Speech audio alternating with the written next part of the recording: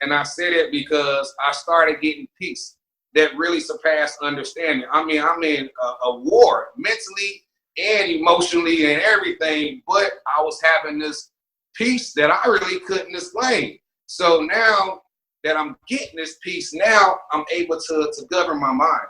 And the more I was able to govern my mind, the more I was able to see God now. And the more I was able to see God, the more I was able to see that reflection of God in me, you know. And now I'm saying I am somebody. All them things that I told you early on with the tax on that brought a lot of insecurity. What's happening, y'all? This is Mike D with Black Fathers Now, where we're bringing the village to the brothers. Every couple of weeks, you can look forward to a quick inspirational message or a thought-provoking guest with knowledge and wisdom, all geared towards helping you be the best father that you can be. We're bringing the village to you. Now it's your turn to do something with what you learned. All right, y'all. Let's go.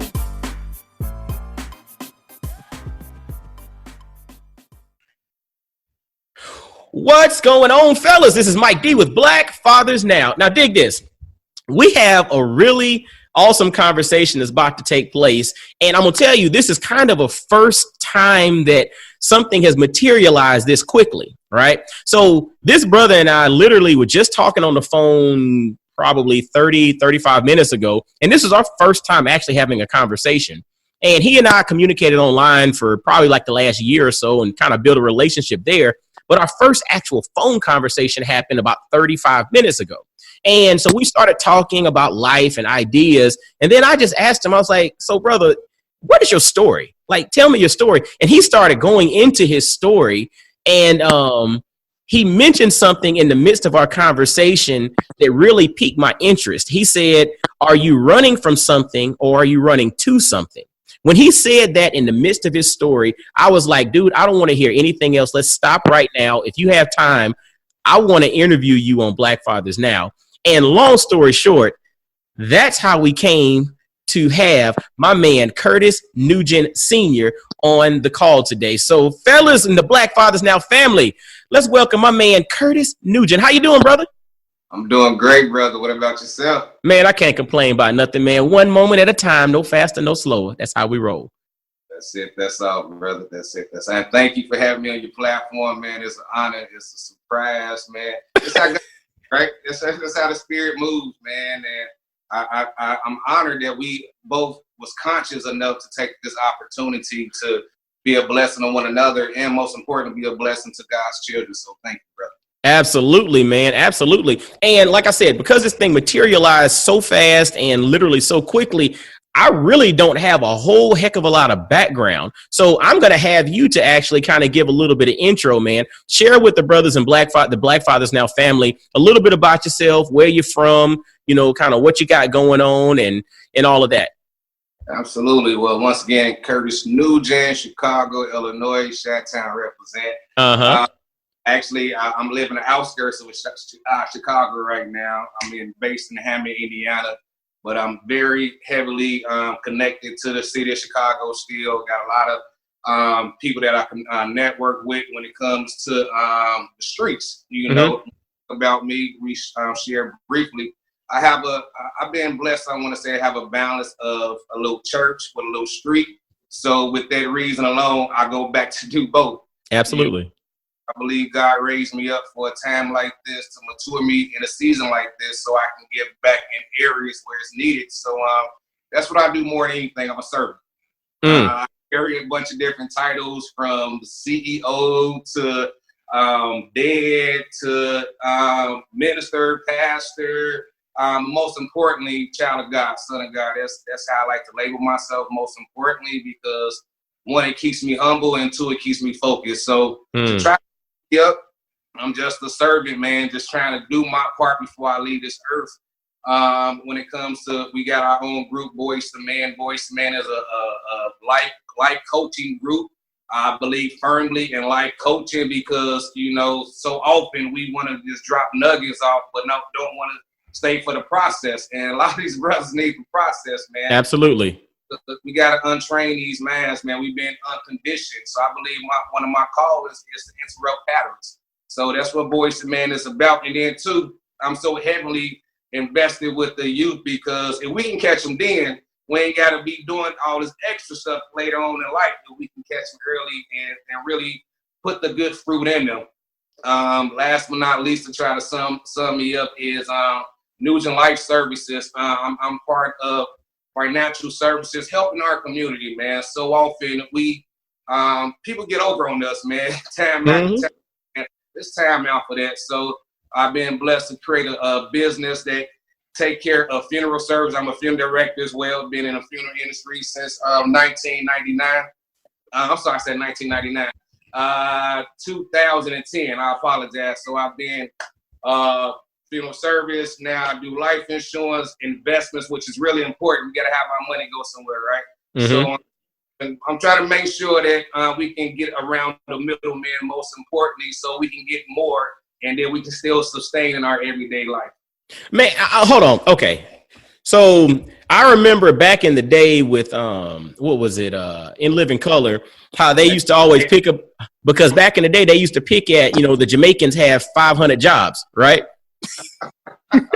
And so you just laid out, okay, you're a dad, you're a minister, pastor, you're a CEO, entrepreneur, you're a funeral director, you're a financial services representative. You have the group Boys to Men, which basically helps to mentor the youth. You're from Chicago. I'm like, what is it that this brother don't do? Like, literally, Curtis got you from the time you born until the time that you ain't here no more. He could take care of everything. You talking about vertical integration? Yeah. Remember, I'll be the last one to let you down. No pun intended. I'll be the last one to let you down. Wink. But you know what? You look, you ain't a brother that I want to let me down no time soon. Absolutely. But that's awesome, man. And so I appreciate you giving the intro there and a little background into who you are. So also, before we get started, I always let the brothers give some shout outs, man. So all the people that are in your network, your fam, anybody that you need to give a shout out to, because at the end of the day, we need to make sure that we give honor to those that are part of our village. It takes a village to raise a child, but successful grown folks have a village around them as well. So give a shout out to your village, my man. Absolutely. First and foremost, got to give a shout out to God. Absolutely. In my life, just that point blank period. Without God, I'm nothing. I know that without a shadow of a doubt. I give a shout out to my missus, Aisha Nugent, just for holding me down. For y'all see the good parts of Curtis now, but she was there through the worst. So no cross, no crown. So major shout out to her. My children, I got 4 children, and I want to give a shout out to every last one of them. That they keeps me humble. They keep me pure, so to speak. Keep me motivated. Moms and pops, gotta give a shout out, moms and pops. Moms is the one who loved me unconditionally. She brought love to me. I mean, ain't nothing like a woman love, man. So I really thank Mom for that. Dad, he showed me my identity. Last but not least, I want to give a shout out to my grandmother. My grandmama is my everything. She showed me everything. She showed me compassion. She showed me so many different things. She showed me about God. She showed me how to pray. Most importantly, she showed me how to pray for others until they learn how to pray for themselves. That's powerful, man. I mean, again, it takes a village to raise a child, but every strong and successful individual that's grown also has a village. And Curtis really emphasized the importance of his village. So kudos, and fellas, don't forget to give a shout out to your village, because your village is going to hold you down when things are good, when things aren't so good.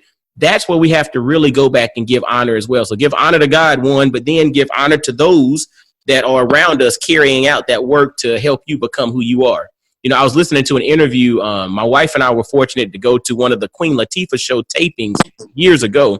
And one of the things that was shown there was Pharrell was a guest. And one of the things that Pharrell mentioned was, he said, yes, I'm good and all this kind of stuff. Everybody was giving him praise, but he said, I'm only as good as my team, because without my team, I'm just a kid from Virginia Beach with good ideas. And that resonated with me. Oh, yes. Powerful. That's powerful. Awesome.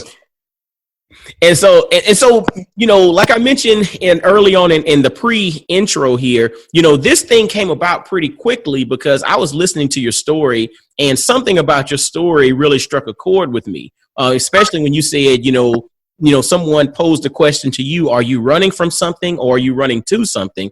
And that really made me think about life and then how you approach things. So give the brothers that are listening a little background, man. Tell us a little bit about Curtis Nugent Sr. Like, walk us through your story. Yeah, just like so many of us, so many guys, so many men, so many male that understand that they're a man. You know, so often we all was born as a male, but once we wake up, that's when we become a man. And that's how that transition start, from running from something or running to something. It was time for me to stand up and be a man. And just to piggyback, I grew up with a lot of insecurities. I say this because I grew up tight-tongued. Anybody knows anybody that's tight-tongued, they try to say one word that sounds like something totally different. And it was really severe. I say all that because it made me not want to talk, because I'm thinking that I'm about to get talked about, picked on, because that's what normally would happen. So I learned at an early stage to suppress things, to use displacement on others. In return, I started acting out. So many different things started taking place because of that root of insecurities. So growing up, once again, grew up in the church, grew up in the streets. It brought a balance to a point of don't go too far, no way. Yes, you in the streets, but you got a purpose. Mm-hmm. Yes, you in a church, but don't get religious, get relational. So both all of that helped my insecurities. It helped me become the man I am. It helped break certain molds, so to speak. So to transport to the, are you running from something or running from something or running to something? I was at a serious transition of my life when I first called myself a man, like for real. 24 years old. We become a man at 18, right? Mm-hmm. But 24, that's when I want to call myself a man, because I made the hard decision. And what I mean by hard decision, I knew it was game time was over. I knew being selfish was over. I knew the way I was living was over. The way I was thinking was over. But even with me knowing it, it was still a transition to get through it. So I made a hard decision, like we was talking earlier before the interview. I called my sister. She lived in Atlanta, Georgia. And I'm like, man, I need a change. I know a change is here. I feel the Spirit of God moving me. I'm not feeling myself no more. I'm not feeling like myself. So she asked me, like, all right, Curtis, I hear what you're saying, but are you running from something or running to something? And I told her, I'm like, let me call you back. Because I went to God, not even knowing God like that. What I mean, knowing God.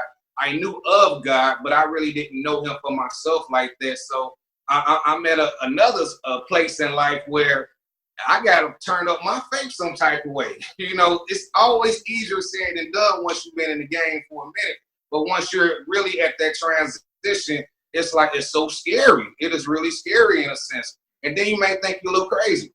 So I went to God, and he allowed me to see myself the way he saw me. He allowed see myself that I am better than these situations. He allowed me to see that I am getting older. He just allowed me to see so many things, to be able to call my sister to say, I'm running to something. So, and that's where that transition from there. So I like to call it a crossroad. We're all at a crossroad. And then when we know that we're at a crossroad, we got to ask ourselves that honest question. Are we running from something or running to something? I believe if we answer that in spirit and in truth, God will direct our steps at that moment, and then we can truly get out the way of God's path. Wow, brother, you said a mouthful there. And again, I want to reiterate, fellas, when you listen to that and you listen to life and you listen to the crossroads that we all face in various aspects of our lives, are you running from something, or are you running to something?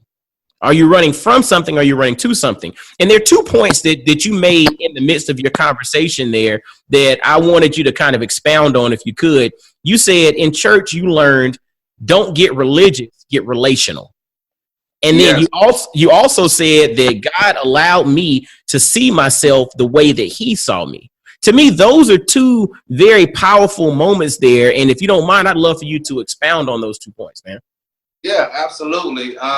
With the whole relationship with church, it's funny because growing up in church, I really learned on how I don't want to be, and I learned how I shouldn't be. And I say this because I grew up seeing everybody, hey, praise God, and immediately go home, talk about the people at church, or immediately do so many things that wasn't of God.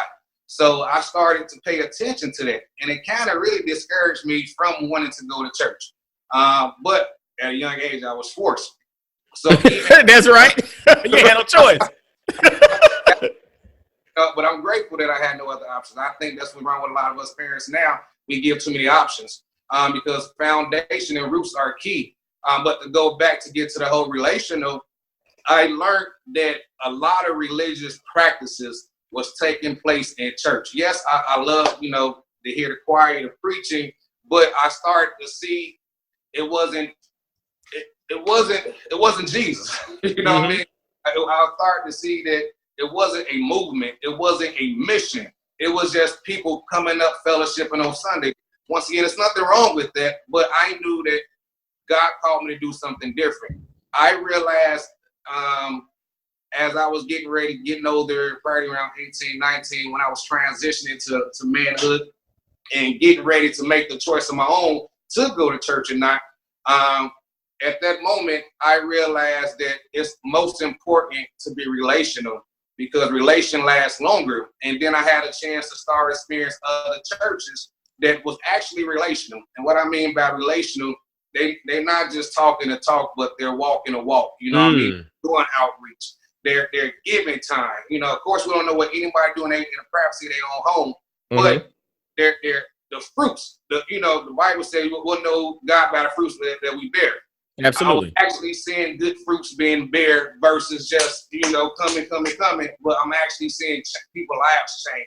I'm seeing people getting cleansed from drugs. I'm seeing people walking away from abuse. I mean, I'm seeing changes, and then that made me understand we got to have a relationship with God because the only thing that we do for God shall last. Not a church service, not an afternoon program. Absolutely. What we do for God shall last, and that strengthened my relationship. To go back to God allowed me to see myself the way He see me. I knew that yes, I was broken, but I knew that by His stripes I was healed. And I said it because I started getting peace that really surpassed understanding. I mean, I'm in a war mentally and emotionally and everything, but I was having this peace that I really couldn't explain. So now that I'm getting this peace, now I'm able to govern my mind. The more I was able to govern my mind, the more I was able to see God now. And the more I was able to see God, the more I was able to see that reflection of God in me, and so now I'm saying I am somebody. All them things that I told you early on with the tax under brought a lot of insecurity. I couldn't find out there was only the enemy that did that. There was only ignorance that did that.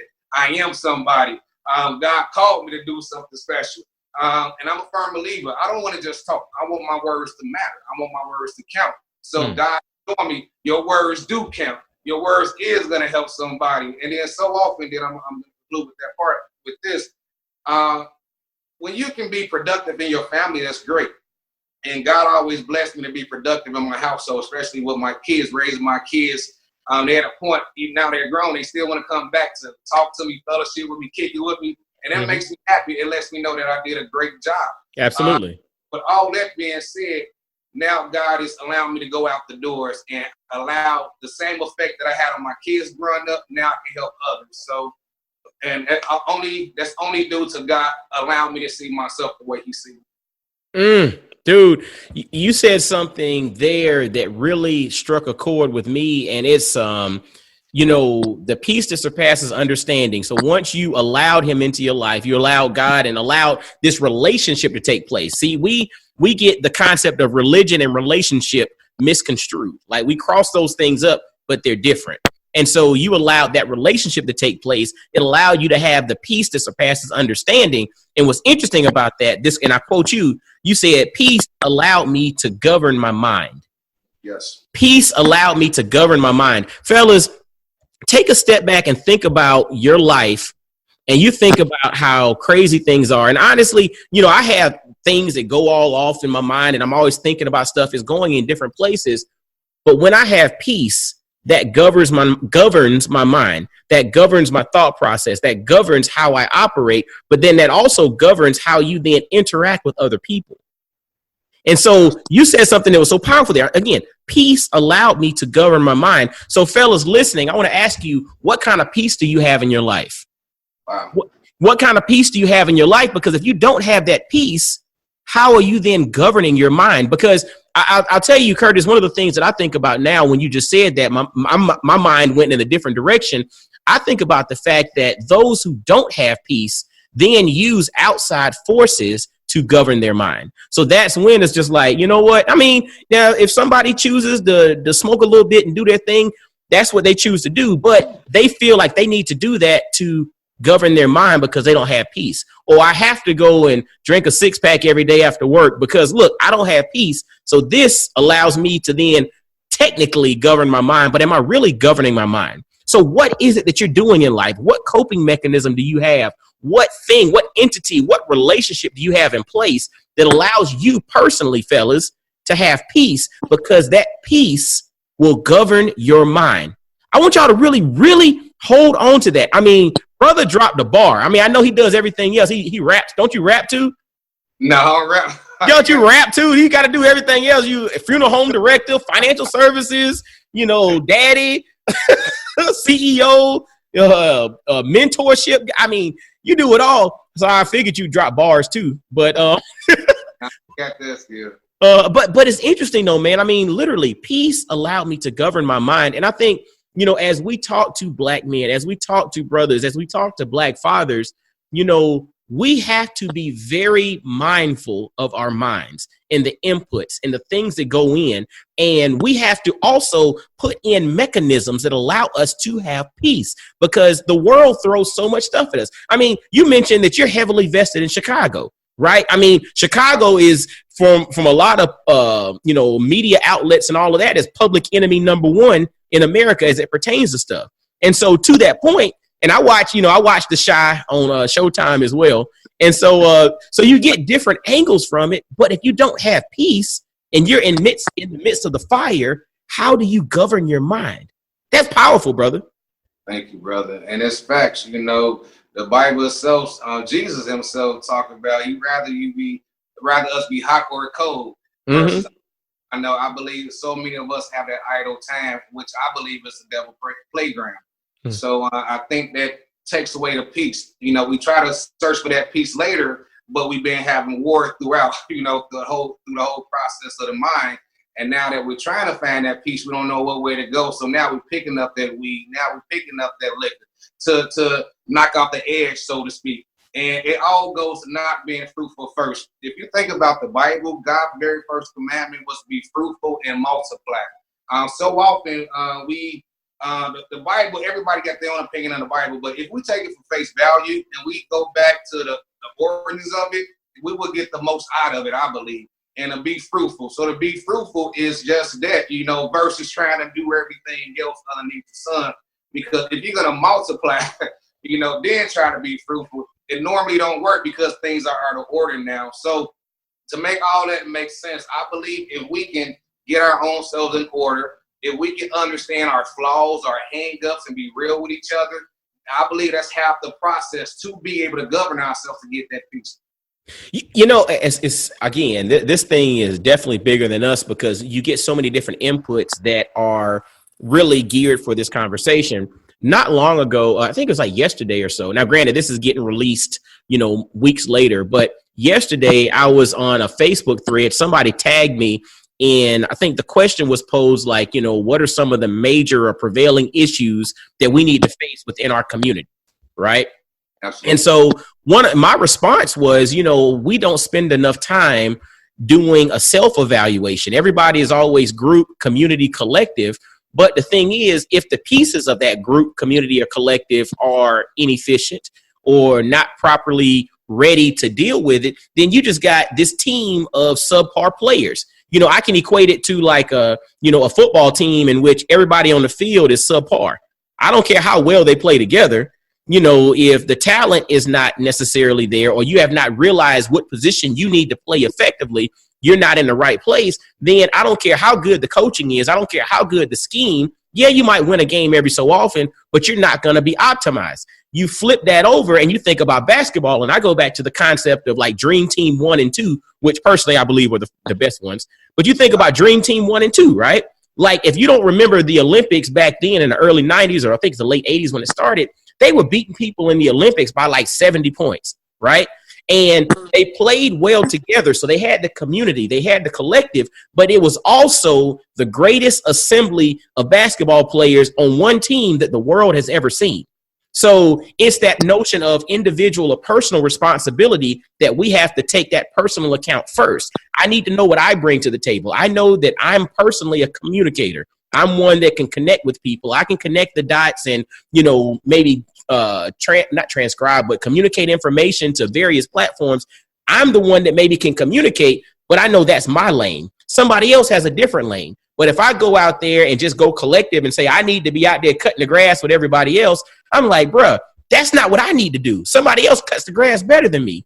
But then I communicate better than somebody else. Let me do what I do. You do what you do, but we're working to get together in community. But we first have to do that deep dive, self-evaluation, understanding who I am, understanding the value I bring to the table. But then that also ties back into what you were saying.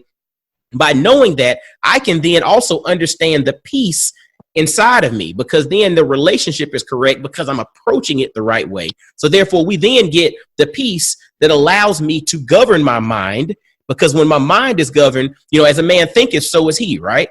Absolutely. Yeah. Absolutely. And Carter G. Woodson in The Miseducation of the Negro stated that when you control a man's thinking, you don't have to worry about his actions.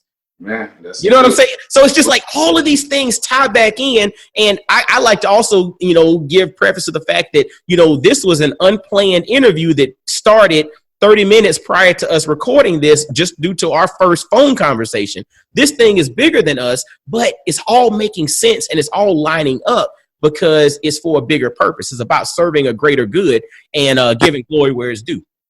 Absolutely. I agree with you, brother. And I believe that all things really do work together. I one time heard you need to put a scripture with a song. And I said it because, you know, everything we're saying is, you know, is beautiful. But now it's time to apply it, right? Mm-hmm. And that's where we're renewing our mind daily. And we got to understand that this is a daily process. We got to understand that we got to equip ourselves. We got to understand we got to be prepared for war. This is war that we're dealing with. I mean, so with all that, I believe we strongly got to have a song in our heart with a scripture in our mind, for the simple fact we have to put on this whole armor, and not just to get all spiritual, but natural as well. We got to have our focus on our focus. I mean, there's so many distractions out here. It isn't funny. And for me, myself, I don't want to get the keys to the kingdom just to give away to the enemy. You know, so that's what keeps me rooted. That's what keeps me humble through my challenging times, that God entrusted me with these keys. So I got to hold on to these keys with my life, because this is my life. Why? Because it's bigger than my life. This is my life because it's bigger than my life. Yes. Powerful, yes. Powerful. And so speaking of experiences and your journey, and again, going from, like you said, partly in the streets, partly in the church. So what did Drake say? You know, I'm far from the hood, but still understand the streets or whatever.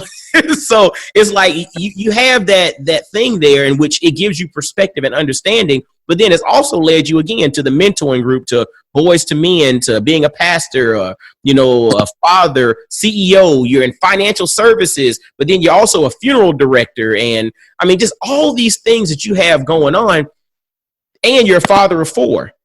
Tying all this stuff in together, how has your experience, how has some of the things you've gone through, how has all of that come back to impact you as a dad? The way it impacted me as a father, it made me want to make sure that I leave my kids with something. I've been a big Tupac fan since forever. Mm-hmm. You know, And I love Tupac for the simple fact it was like some of his words really gravitated in my spirit.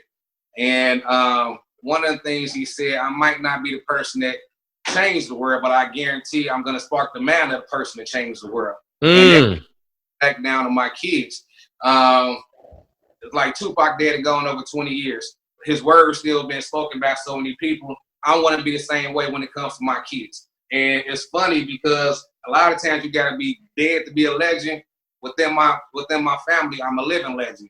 To be boastful, I said it because I put in work. I said it because I put in dedication. I said it because I put in time. I said it because I was conscious enough to understand I have to be the one to groom my kids. Can't nobody else groom my kids. I gotta be the one. So to all of that make me to a point to make sure I leave my kids with something. I leave my kids with a legacy. My kids will know their daddy life meant something on this earth, not just for us, but for the world. So now my kids can operate in that same type of excellence, not perfection, but excellence. So my kids can wake up every day knowing that no matter how they feel, they got to get out the bed. Not just because daddy said it, but daddy showed us time after time. No matter how I feel, love still got to be shown. Compassion got to be there. So I want all that stuff have to be passed down. Like now I have 2 grandsons now for my oldest daughter. And to see the image of how she's raising them, of the image how I raised her, it lets me know that, okay, Curtis, you did a good job. Daddy didn't just tell us, he showed us. Oh, absolutely. Fellas, pay attention to that. Daddy didn't just tell us, he showed us. But then I was also going to drop something to you. I might not quote it perfectly, but this is what I gathered from it. I might not be the person to change the world, but I can definitely inspire the one that can. Absolutely. That's absolutely what you, and fellas, I want you to think about that. That's legacy. See, we always look at it and we think about possibilities through the lens of what I can do. We need to take a step, especially as Black men, especially as African Americans, because sometimes we don't always see social proof of what's possible in ourselves, right? Because we know what we're gifted in, we know what we're limited and all of that. But stop looking at things or looking at possibilities through the lens of what you can do. Think about it from the standpoint of maybe it's not you, but maybe you are setting the stage for that person who will.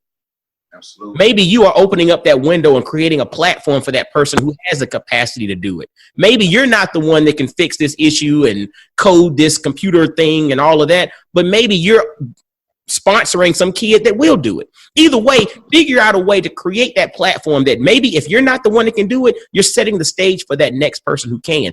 Think about that. And what Curtis talked about from the standpoint of establishing legacy, that's what it's all about. Legacy is not about people remembering my name. Legacy is about people remembering the things that I fought for, the things that I believed in, the things that I believe, and those concepts and principles transcend generations. That's legacy. And whether they remember Mike Dorsey or not, you know, honestly, it doesn't really matter. But if those concepts and principles help the next generation to live better, to do better, to be better, and to build those relationships, which then opens up the opportunity for more people to be impacted, then guess what? That's a job well done, my good and faithful servant. Amen, brother.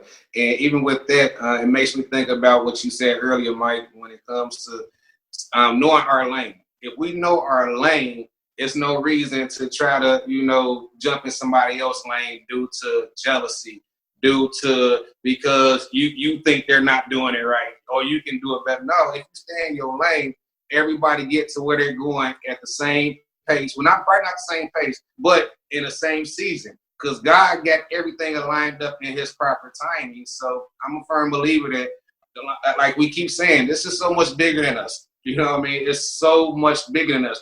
And once we realize that we're truly out the way, so God can do his miraculous work. But we got to understand that this is bigger than us. You know, ego is big, especially for us men. Ego are big, and I believe we get into the most trouble due to our egos. So if we can check that ego, stay in our lane, and applaud everybody else in the process. I was in the Navy as well. So wow. That one more thing to add to the list. Navy too. Okay. Yeah. It was like, we leave no man behind. You know what I mean? And that's the concept. We really got to understand, yes, I'm in my lane. Yes, I'm going my speed. But I got a rear view mirror for a reason. You know, leave nobody in your dust. It's to make sure that they're at least you can help them keep up with their pace whatever way God allows you. So that's my outlook on that. And you said you have a rear view for a reason, and I want to add to that, your windshield and your rear view mirror are different sizes for a reason. Your windshield is so much bigger than your rear view mirror for a reason. Think about that, marinate on that, pray on that, and understand that everything is set up for a reason. Absolutely. Now, and this is amazing. I'm really enjoying myself, by the way. Man, I'm enjoying myself too. Now, so taking it further, how can brothers, and I know ladies listen too, because they like to peer into what we're talking about.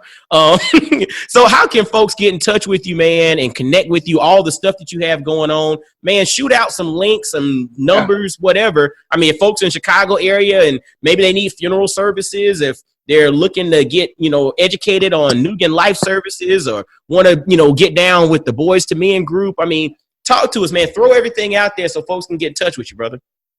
Absolutely. Well, I'm going to start off with Nugen Life Services. That's it's funny. I say this because I have to.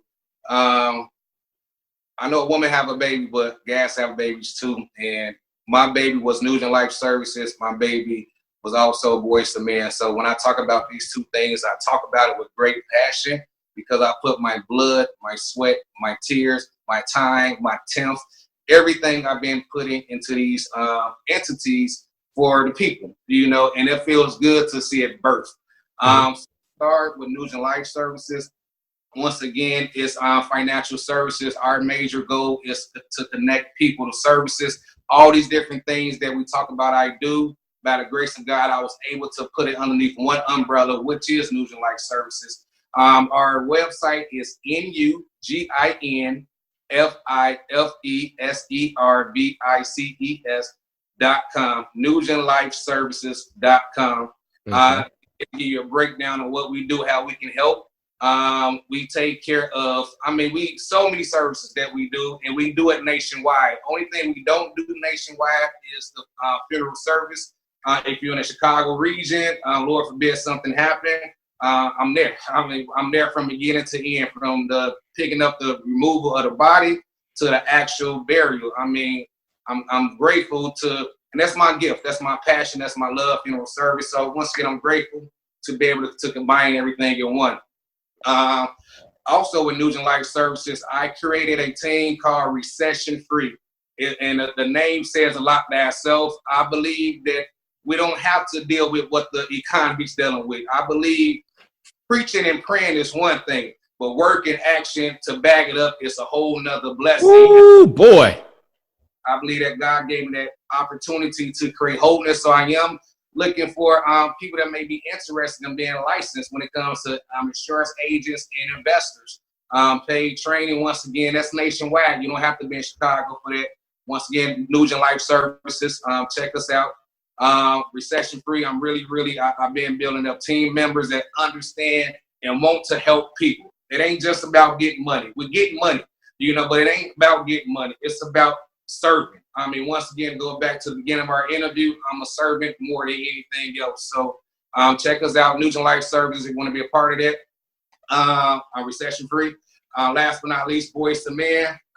We have a private page on Facebook. I'm very selective, to be honest, who I pick on it. That's my baby. That's right. That's right. Yes, sir. So, Boys to Men, we just ain't on Facebook, but we're doing things throughout on Fridays in Valparaiso, Indiana. We have we're linked up, connected with Fruitful First Ministry, another man's ministry, which is awesome. We do basketball, things of such, and then more than anything, just life coaching. My number 773-963-4770. Say that again a little slower so I can write it down. Okay, 773 9 what? 9670. Oh, I keep over talking you. Say that again. You find 773-963-4770.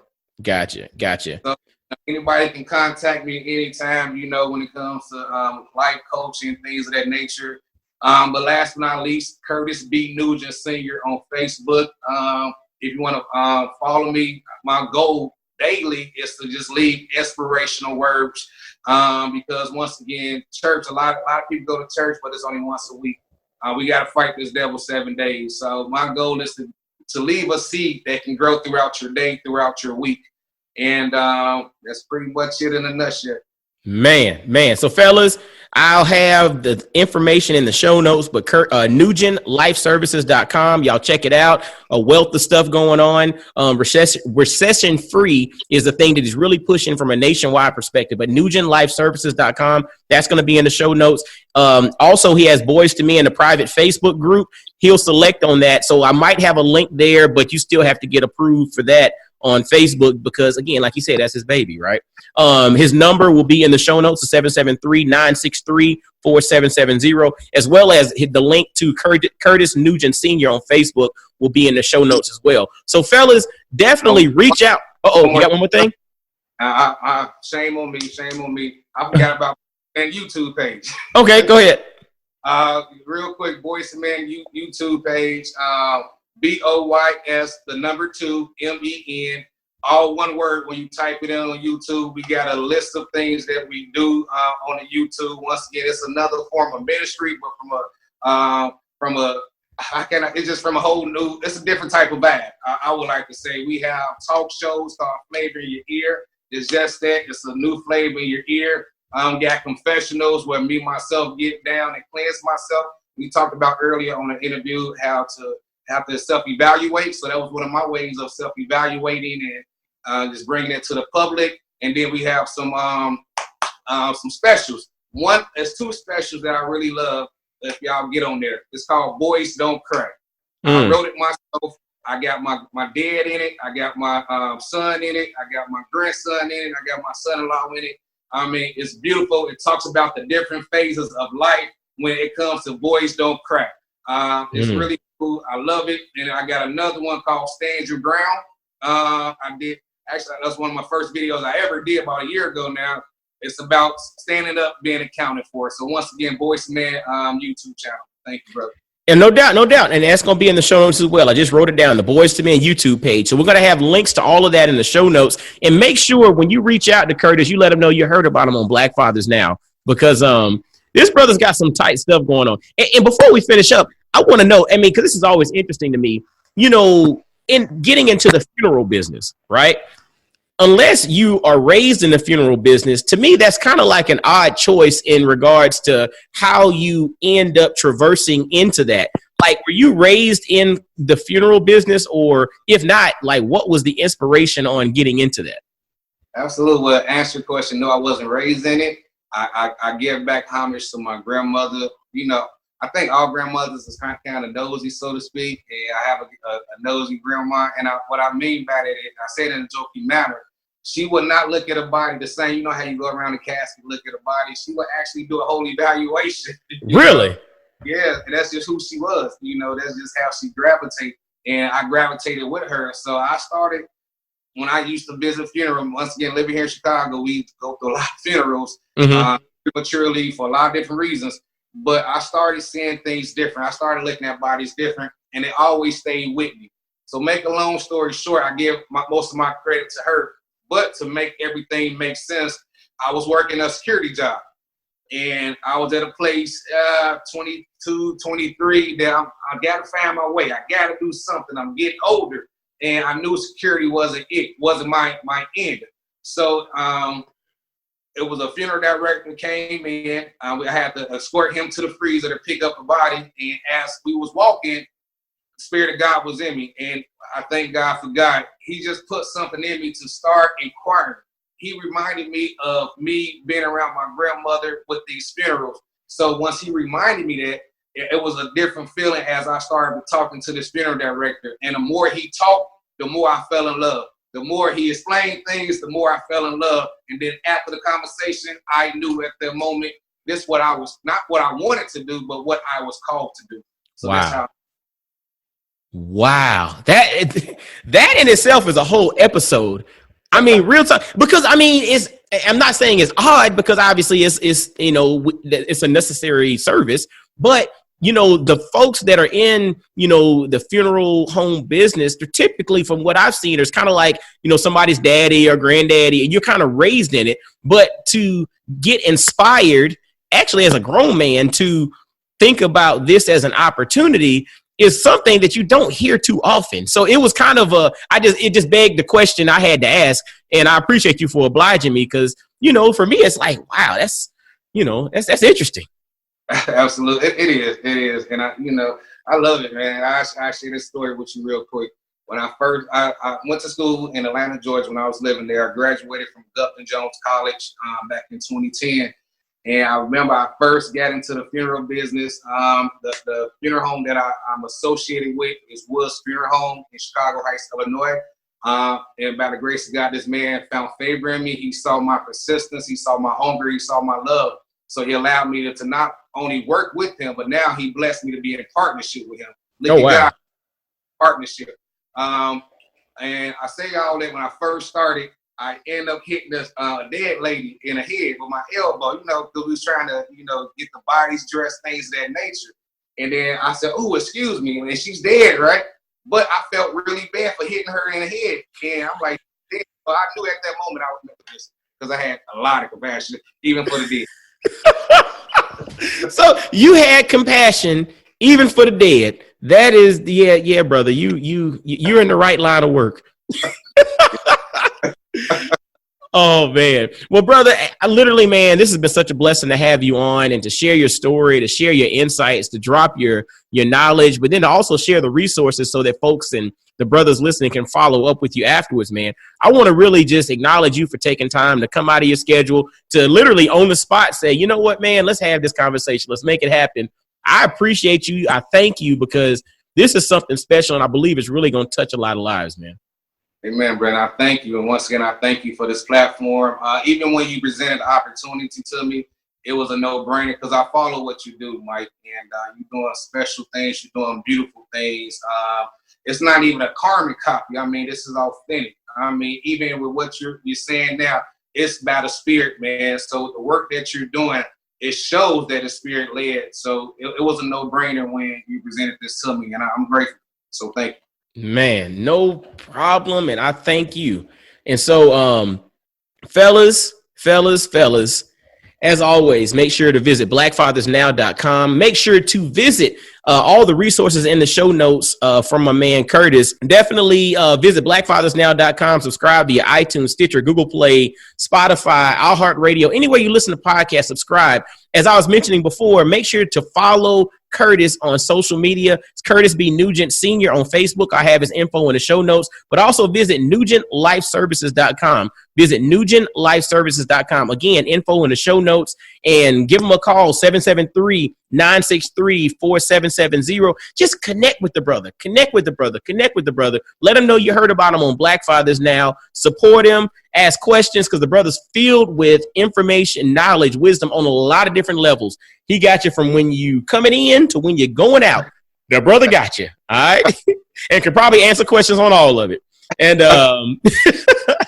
but yeah, man. Oh, this is also being brought to you by Black Family Apparel. Fellas, visit blackfamilyapparel.com to grab some dope apparel that celebrates the nuances of the Black family. Again, blackfamilyapparel.com. And until next time, fellas, y'all be blessed, well, and wise. And I'll holler at you. Peace. Yo, fellas, I hope you enjoyed today's episode. And always visit blackfathersnow.com, as well as follow Black Fathers Now on virtually every social media platform you can think of. Instagram, Facebook, Twitter, everywhere. Just follow us and engage with us, man. Look forward to hearing from you.